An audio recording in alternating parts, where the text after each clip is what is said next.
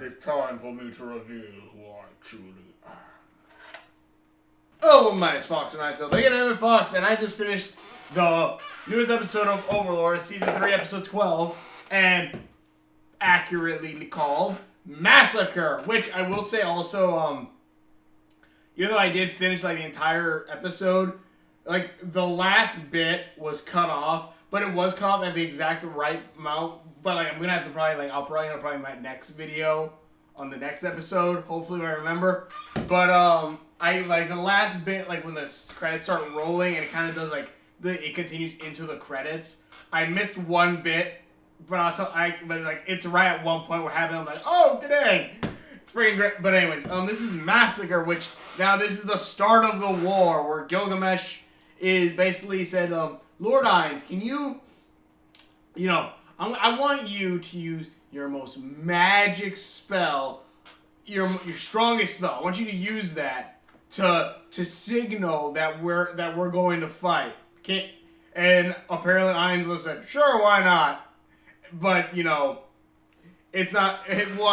Not only does Ainz was kind of already told by Demiurge that, you know, what Gilgamesh's plan was. And FYI, if you don't think he looks like Gilgamesh, just saying. But anyways, but not Demiurge, Gilgamesh, okay, whatever. But anyways, if Demiurge didn't probably already tell Ainz this, I feel like Ainz probably could have figured it out by himself because, sorry, I'm checking something. But, because, really, use your strongest magic? I wonder why you want me to do that. That just seems like out of the blue. Like, you just need a flare or something to start a war. You don't need, like, I'm going to use my strongest magic. No. And the funny thing is, he doesn't use his strongest magic. Because literally, when he uses this magic spell, what the guy who I thought was Gilgamesh, like, 2 episodes ago, turned out he's not. I forgot what his name was. He's just another guy. He's like, that's your strongest magic? And Ainz like, you think that's strong? I freaking like, I'm like, oh good. Ainz is straight saying that he doesn't know. And the thing is, like, Ainz, I kind of really like this because it is a turning moment. Because basically, you have the 2,500,000 of the kingdom versus the Empire, which is, you know, if they wanted to connect Ainz with anything more evil, hook him up with something called the Empire. But, the Empire only has, like, I think, like, they said 40,000, I think. And then that's not including Ainz's Death Knights. But then, if that wasn't bad enough, Ainz, this is what I really like, I think this is the turning point for Ainz, really, as well, is because when Ainz starts using a magic spell, you see, like, magic swirling around him, everyone's kind of like, what? Like, what kind of magic is that? Like, everyone's kind of afraid. And Ainz looks out of the crowd, he's like, no one's attacking me. And if these guys were from Idrisil, they would know to attack me now because, I guess probably because, you know, it's prepping the spell and you kind of go for the person activating the higher magic board. It's activated because, you know, bad juju, but, you know, it's bad juju. You're probably going to die if you let him finish. But Ainz looks out to the crowd, sees no one attacking, and goes, I guess no one here's from Idrisil. Which means there's probably no one on Idrisil in this kingdom, which means I don't really care about any of these people, except for, you know, my family. Except for my family of Ainz Ulgon. So, I'm going to murder them all. And I'm like, you know what? I really love Ainz. Because the thing is, he's a very well-written character. In the sense of, like, multiple things. One, he's about to do something terrible and horrible and kill all of you. And he's been doing terrible, horrible things throughout the entire series. But the thing is, because he's kind of doing this for his family, and mind you, he doesn't say family in the show, but I take it as it is his family. This is the closest thing to a family he has. Especially with, like, his friends making these characters and, you know, these people who are now making up his own family stuff, and him basically searching for his friends who are his family. This is his family he's trying to protect. And he's like saying, and he wants to, you know, put them on top, bring them up, say like, yeah, we're going to rule this world. And I really love that. And then I just basically, monsters just come, not monsters, the humans start to attack, and then Ainz just goes, and I love this spell, because it could have been something big and flashy, like, I don't know, summon thunderbolts from the sky like Zeus or something. But no.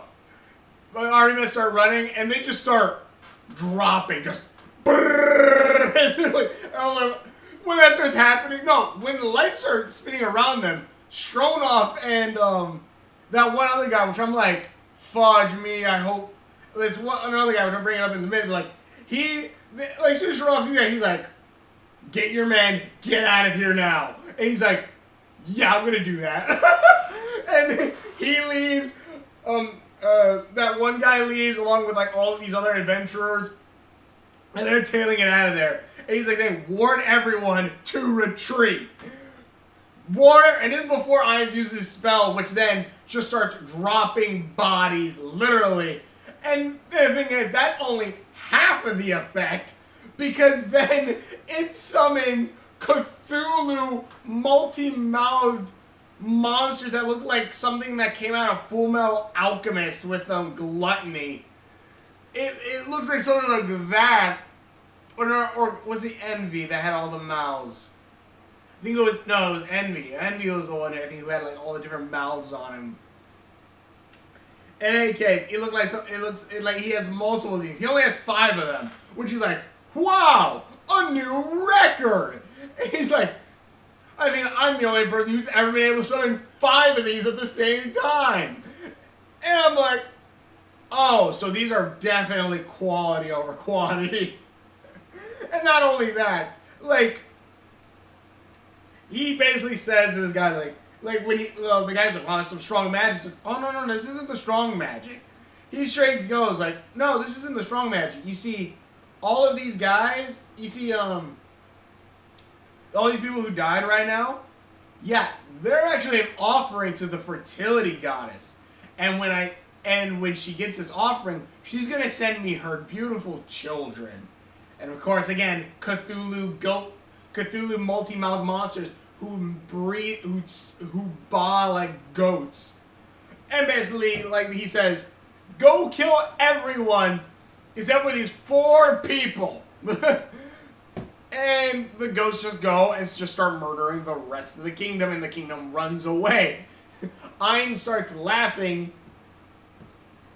And it's like, I don't need my mask. Takes off his mask, and like the guy behind him's like, what the fuck?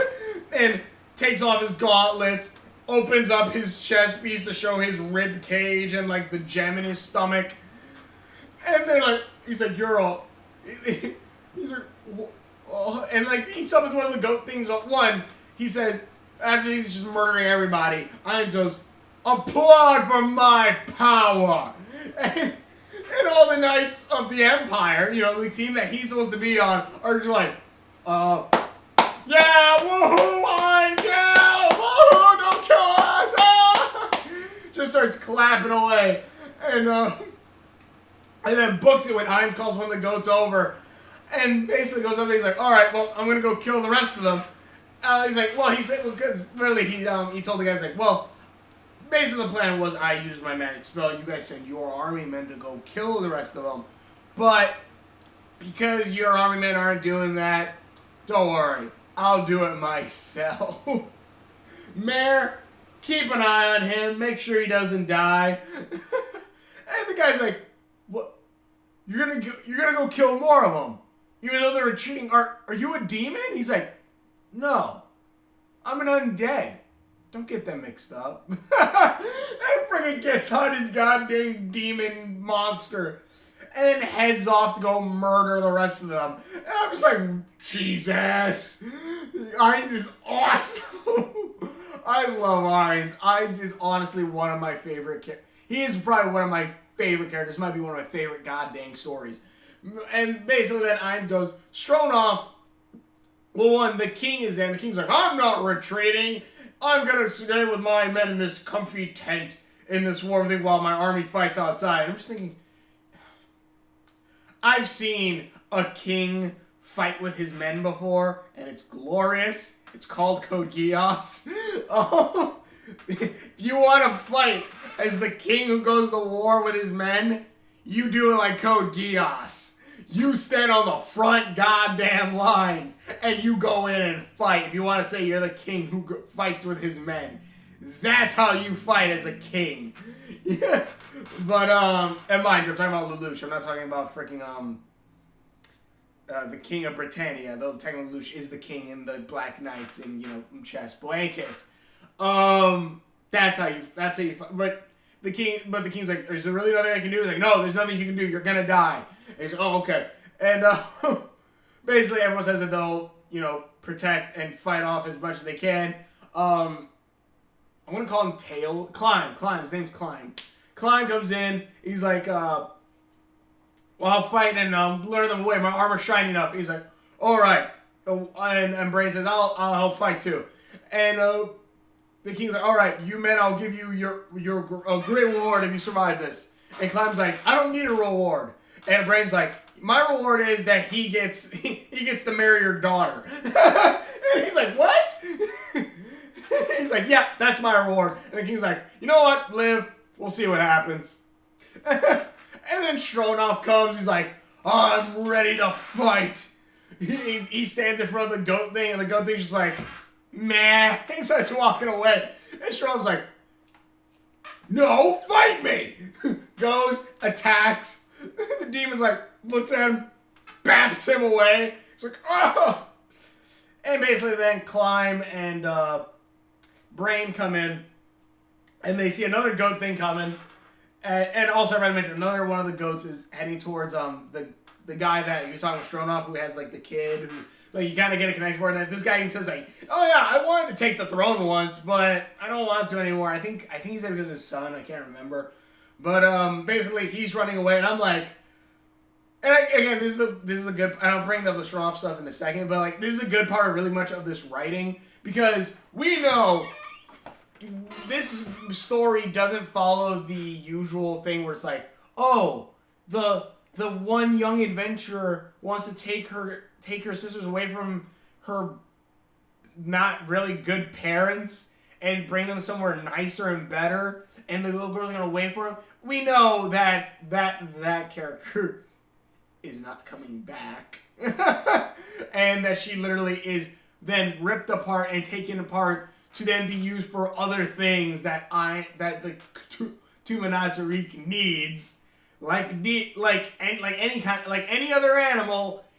They brought humanity to that, which, you know, balance, I guess. But also, yeah, like, you know, like, there's a chance even the characters with good intentions will not survive this, and that's exactly what happened. And the thing is, like, that's the thing that I'm like, oh my god, I'm really hoping you're gonna live. I really am.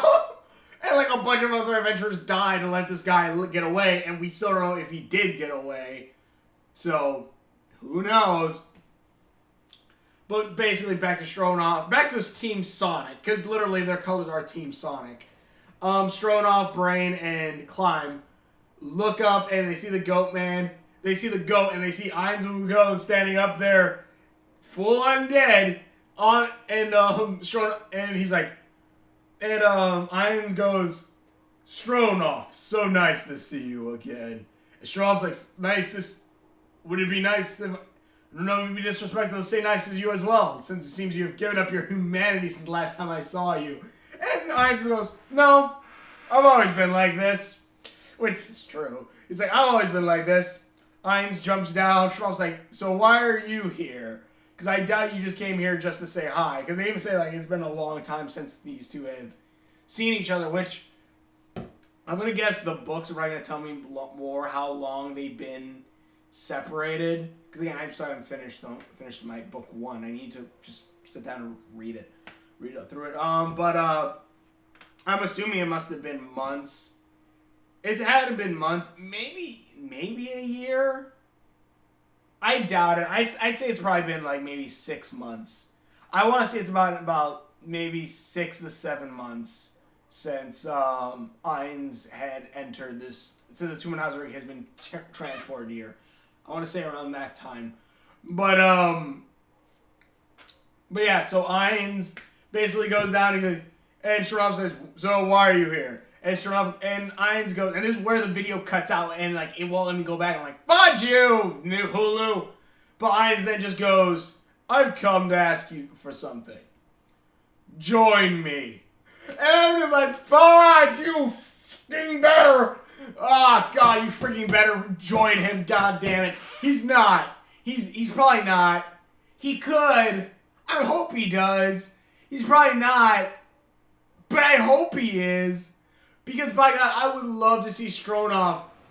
I would love to see Stronov standing with the Tomb of Nazareth cast.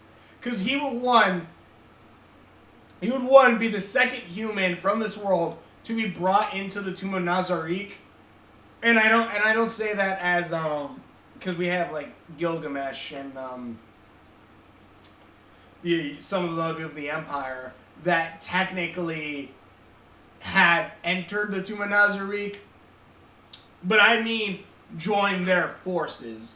Like, even though we do have like the lizard men, like we have the lizard men who join in, but in a sense those are, I think they would be classified as grotesque, because it says in the books that there's two types. There's humans who then have like multiple classes, and then there's grotesques, which are things like Ainz, most of the Tomb of Nazareth, including even though they have armor on, all of the some of them have armor, makes them look human, but most of the actual like Ainz Algon's friends, they were all grotesques, and I really do hope that but the thing is, I would love to see Stronov join their side, and if anything, I would actually kind of love if they actually did kill Stronov, and then Ainz just brings them back again. Like, okay, I'm gonna ask you again, will you join me? But I honestly want Stronov to join him. I really do, because one, I am wondering a couple things. Because Ainz says he wants to keep at least 4 people alive. 4 people alive.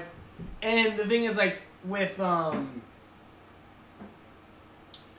town of Carne, you know who he wants alive. He wants the alchemist, his grandma, and I think maybe the adventurer and Henry. Maybe. I don't actually know. I think Henry is probably one of the ones that it's alright to kill. I'm not entirely sure on that.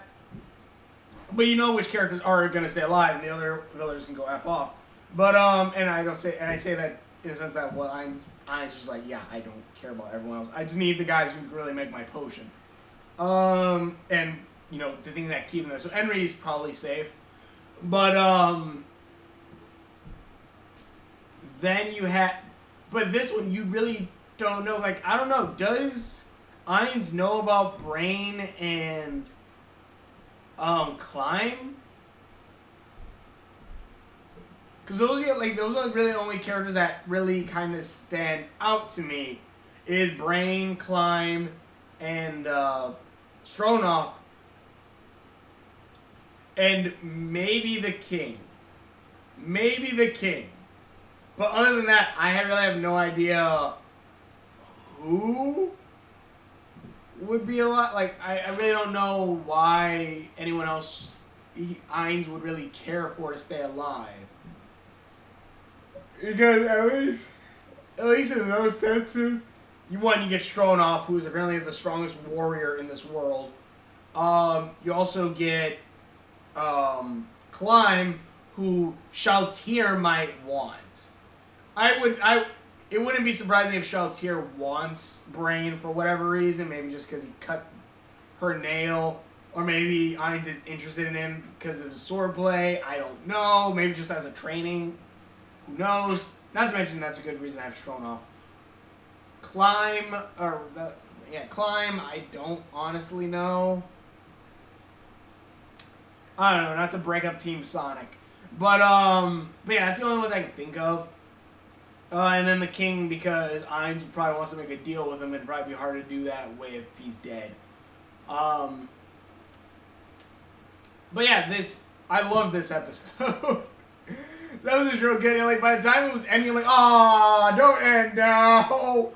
The entire episode was there, the massacre, and the last bit, I'm like, no, don't end now. And also, I want to finish that bit to see if Shonoff does join him. Even though I feel like Shonoff's honor would keep him from joining Ainz. But I really want him to join. I really want him to join Ainz because I think that'd be great, and I wouldn't really have to worry much about this character. But because I'm just like, oh god, man, if you go up against Ainz, you're gonna die.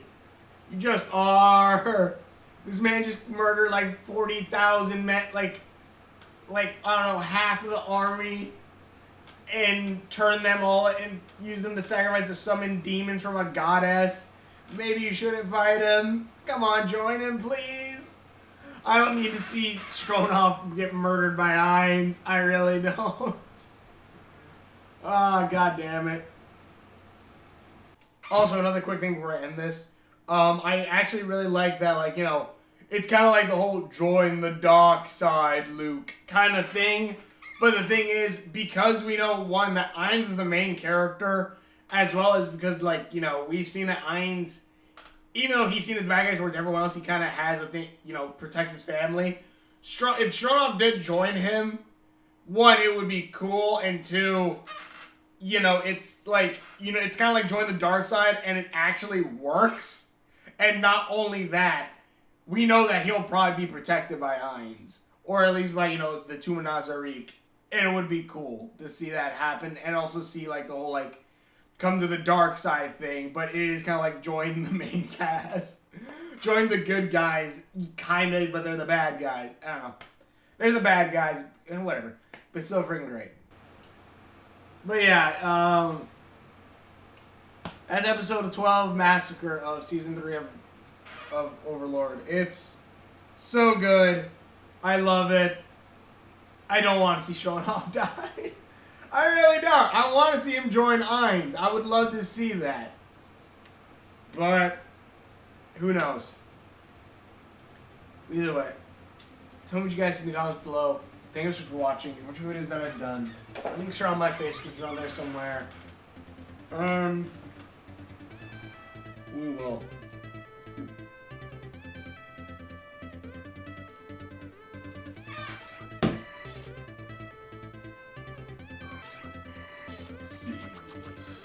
I